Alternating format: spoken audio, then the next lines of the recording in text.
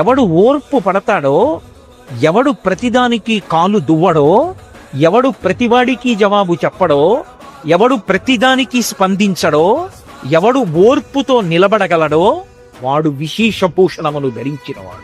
పైకి వేసుకున్న ఆభరణాలు కావమ్మా డాబు, పైకి కట్టుకున్న బట్ట కాదమ్మా డాబు. అసలైన ఆభరణం ఉండవలసిందేది అంటే ఓర్పు. ఆ ఓర్పు ఎవరు పట్టాడో వాడు ధన్యాత్ముడు. Advocate Balaji Nayak, Anantapur bar association member. Sir, circuit bench అంటే ప్రస్తుతానికి ఒక టెంపరీగా ఏర్పాటు చేసే బెంచ్. టెంపరీ బెంచ్ అంటే నెలకి ఒకసారో లేకపోతే 5 సార్లు లేకపోతే 10 సార్లు, ఓవరాల్గా నెలలో ఒక 10 సార్లు ఒక హైకోర్టు నుండి జడ్జి వచ్చి టెంపరీగా ఉంటాడు.